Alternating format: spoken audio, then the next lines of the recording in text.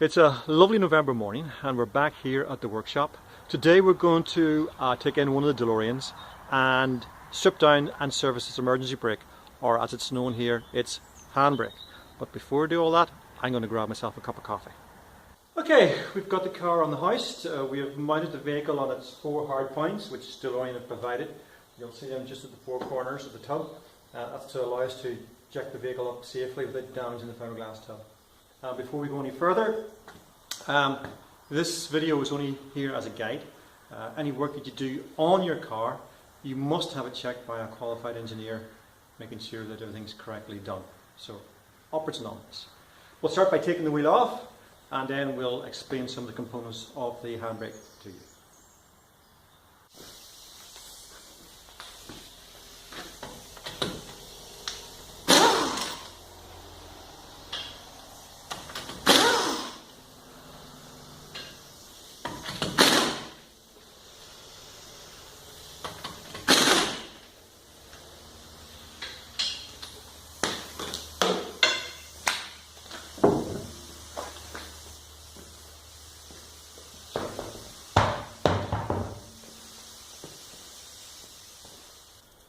With the wheel off, we can now get a better look at our handbrake assembly. This one is the right rear, and you can just see here the cable coming in from our handbrake inside the car. It's linked to this pivot bar, and when it's pulled, you can see it squeezes these 2 arms that hold the brake pads up against the brake disc. This fork assembly keeps the pads off the disc, keeps them from prematurely wearing and producing a squeal noise as they sit along the edge of the disc. Another important part of our assembly is our pivot pins. These mount the calipers and allow them to rotate in and out. Okay, so we remove the pivot bolts like so. Okay, lock and tab, and we're going to set them aside. Remove the paw. You can see it fits into the jaws of the caliper, and that keeps them pried apart. There's tension on the paw, so it keeps them separated. Okay, that's straightforward enough. The next thing to do is to remove this split pin from the this bolt here. Okay. And we're going to extract that by unscrewing it, and that takes the tension off the pad. That will be our adjustment on the pads later on when we are reassembling the whole lot. And we can withdraw the whole assembly like so. And there is our brake pads.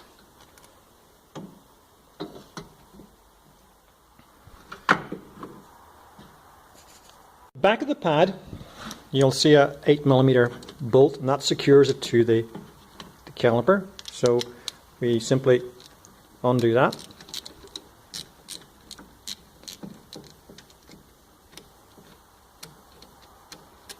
And we can extract the pad. And there's your pad. Now remember, the pads have an angle on them. I'll show you a picture later on which gives you the measurements, but the brake pad that you're going to be buying must have that angle, or your pads won't work correctly. Your handbrake just will not work because the pads are pinched. So I'll explain that later on. If you don't, or you can't find a brake pad with that proper angle, there's some good write-ups in some of the blogs on the DeLorean clubs that explain how to recreate that angle. The pad you're looking for, there it is. It's part number Frodo.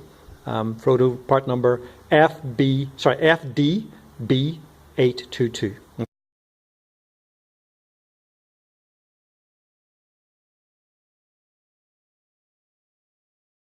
Okay, so that's the pad you want to look for, and the reason why you're looking for that is because it's got that angle to it. Okay, so that removes the pads from our calipers, and pretty much takes us to the point that we'll clean everything down and then start reassembling and adjusting our handbrake up, ready for testing. Reinsert our pivot pins along with our claw back into the caliper, like so. And with our 7/16, we'll go ahead and snug up our pivot bolts. Little trick is when you're putting in the claw, if you put the claw points into the caliper first and then push home your pivot pins, you'll find it's much easier to install. So we're going to run these guys up.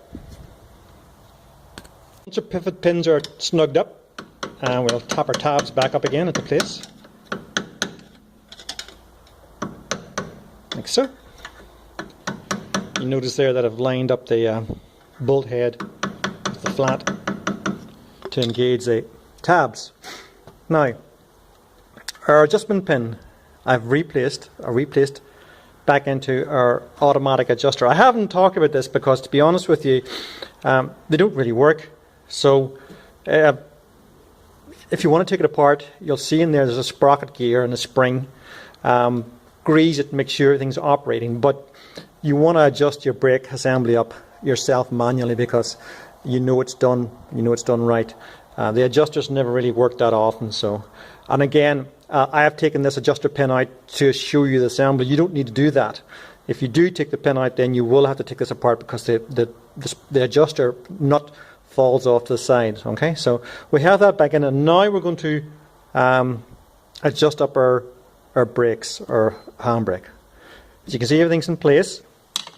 We're going to turn our disc, make sure it's free, and then we're going to tighten up our adjusting bolt fully, then back off until you are able to trail your disc again, and then back off 1/2 turn until it lines up with the cotter hole. And you can see that your brakes run nice and free there. That adjustment complete. We'll go ahead and change or install our new cotter pin. That'll keep our adjusting bolt secure. And go ahead and turn off your tabs, like so. With the handbrake, we will adjust it up evenly on both sides until it starts to engage, and then what we'll do is back it off 1/2 turn, and that should be you sorted with your handbrake. It's imperative that you adjust both handbrake cables up the same length, or you will have an unbalanced handbrake in the sense that one side of the handbrake will pull tighter than the other. So when you're doing your handbrake adjustment, you must adjust your handbrake cables equally up on both sides. And that's you, good to go. That's it with the handbrake service. So hope that helped. If you have any questions or queries, drop me a line on my YouTube site. I thought I'd share a little treat with you, and that is to start up my new engine with this EFI and headers and let you have a listen. So here goes.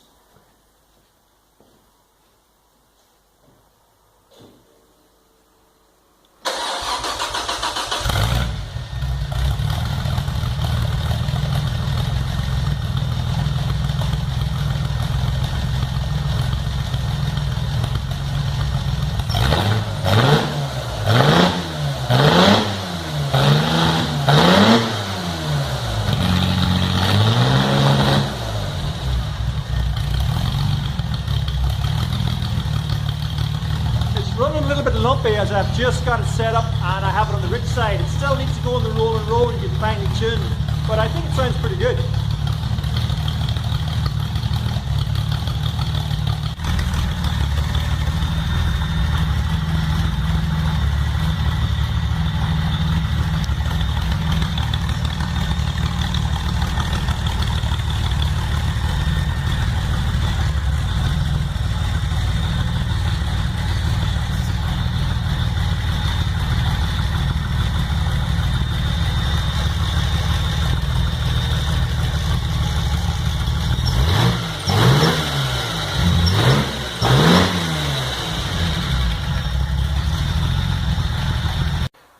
Until next time, thanks for watching.